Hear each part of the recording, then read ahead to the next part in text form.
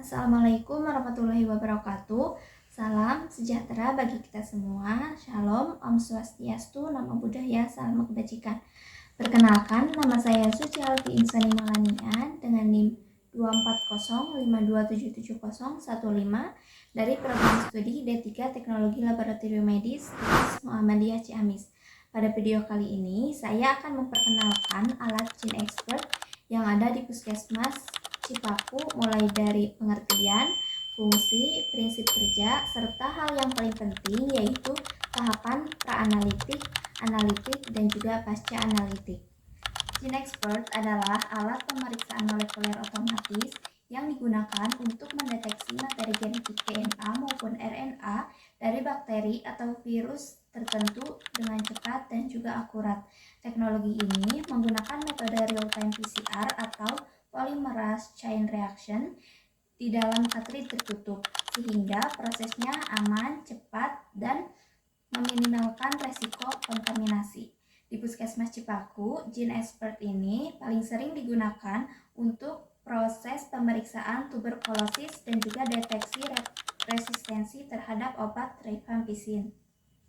Fungsi dari Gene Expert yang pertama yaitu untuk mendeteksi cepat penyakit infeksi, terutama yang pertama TB atau tuberkulosis melalui uji NPV Arrive, yaitu untuk mengetahui Mycobacterium tuberculosis dan juga untuk mendeteksi resistensi obat. Kemudian yang kedua untuk pemeriksaan COVID-19 dan adapun juga untuk pemeriksaan lain seperti infeksi Streptococcus, pemeriksaan HPV, itu juga tergantung jenis cartridge yang digunakan. Kemudian fungsi yang kedua itu yaitu untuk mendeteksi obat tertentu. Contohnya yang telah tadi disebutkan yaitu obat rifampicin pada pemeriksaan tuberkulosis. Adapun prinsip kerja dari alat Gene Expert ini yaitu untuk mendeteksi molekuler berbasis NES real-time PCR untuk mendiagnosis tuberkulosis. Dilakukan dengan mesin alat Gene Expert menggunakan sistem otomatis yang mengintegrasikan proses purifikasi spesimen, amplifikasi asam nukleat, dan juga deteksi sekuensi target.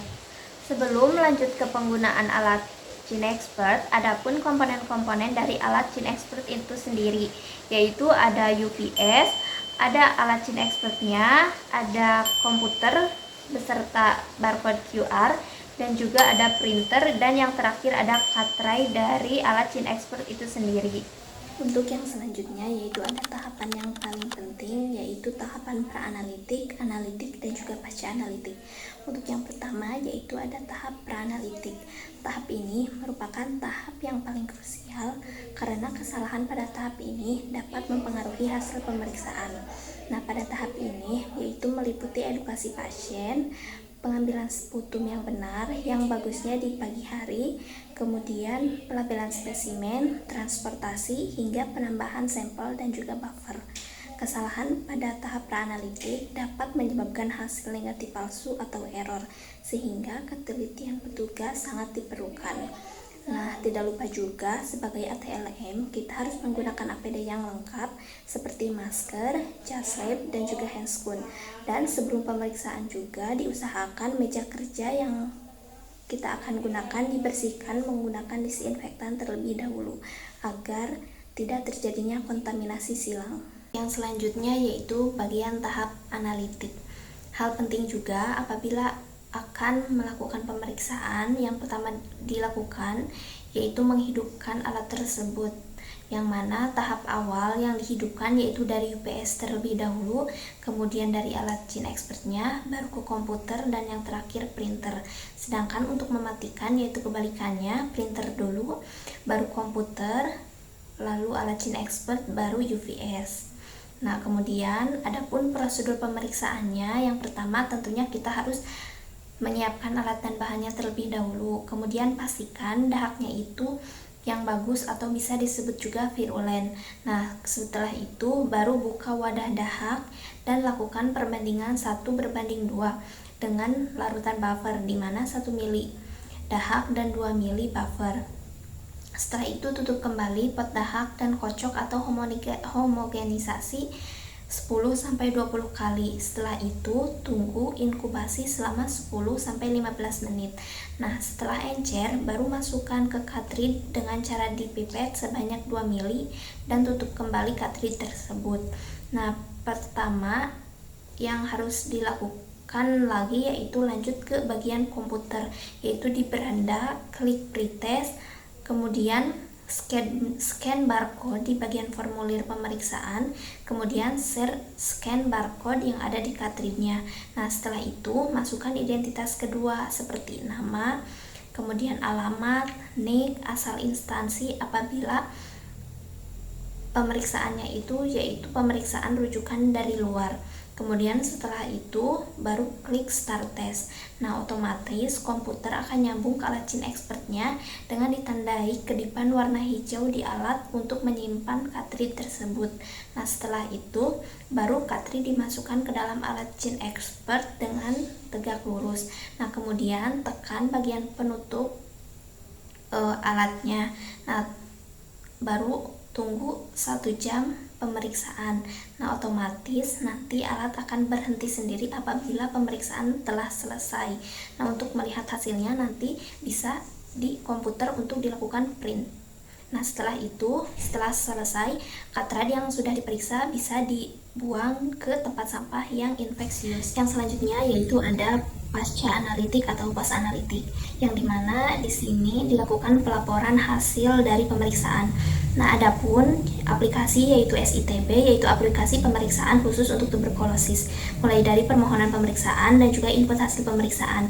Nah, untuk itu di beranda aplikasi tersebut kita bisa klik bagian laboratorium, kemudian lanjut ke permohonan pemeriksaan laboratorium, kemudian klik cari nama pasien. Nah, apabila warnanya itu sudah hijau, berarti sudah dilakukan pemeriksaan dan input hasil. Apabila masih warna merah, berarti belum dilakukan pemeriksaan.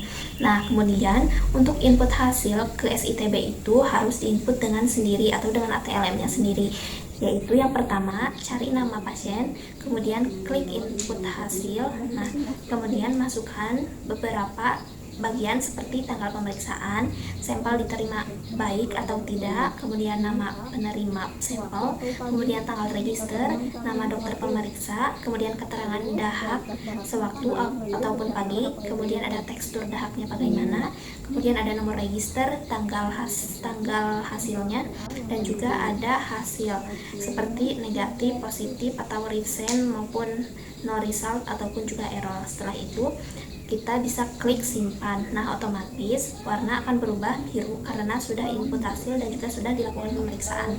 Nah, kemudian untuk kita ngeprint pelaporannya, kita bisa masuk ke aplikasi STTD ke bagian review result dan bisa print hasil di sana. Yaitu ada interpretasi hasil dari alat Gene Expert atau pelaporan hasilnya. Nah, untuk yang pertama itu ada MTB not detected, yaitu tuberkulosisnya tidak terdeteksi ataupun negatif. Nah, kemudian ada MTB detected sensitive rifampicin. Nah, itu tuberkulosisnya terdeteksi, kemudian sensitif terhadap obat rifampicin. Kemudian ada MTB detected resistensi rifampicin. Nah, tuberkulosisnya terdeteksi akan tetapi resisten terhadap obat rifampicin ataupun juga interdeterminan atau invalid, yang mana hasilnya juga tidak pasti dan perlu pemeriksaan ulang. Nah, apabila dalam hasilnya yang positif atau MTB detected itu selalu disertai dengan keterangan high, medium, low, atau juga very low. Nah, apabila high itu menandakan bahwa kuman atau bakteri Mycobacterium tuberkulosisnya itu sangat tinggi ataupun juga banyak. Adapun juga kelebihan dan juga kekurangan dari alat Gene Expert itu sendiri. Nah, untuk kelebihannya yang pertama hasilnya cepat, cukup 1-2 jam pemeriksaan. Kemudian yang kedua sensitif dan juga spesifik. Yang ketiga yaitu sistemnya itu tertutup, kemudian minim adanya kontaminasi. Kemudian yang keempat itu bisa mendeteksi resistensi obat. Nah, selanjutnya yaitu kekurangan dari alat Gene Expert ini. Yang pertama itu tentunya biayanya sangat mahal dan juga cartridge yang digunakannya itu mahal. Yang kedua, hanya mendeteksi target tertentu. Yang ketiga, resistensi lain tidak terdeteksi. Kemudian yang terakhir, cartridge-nya sensitif pada penyimpanan. Demikian penjelasan mengenai alat Gene Expert yang ada di Puskesmas Cipaku yang telah saya jelaskan. Semoga video ini dapat menambah pemahaman kita mengenai peran pentingnya Gene Expert dalam pelayanan kesehatan. Terima kasih atas perhatiannya. Wassalamualaikum warahmatullahi wabarakatuh.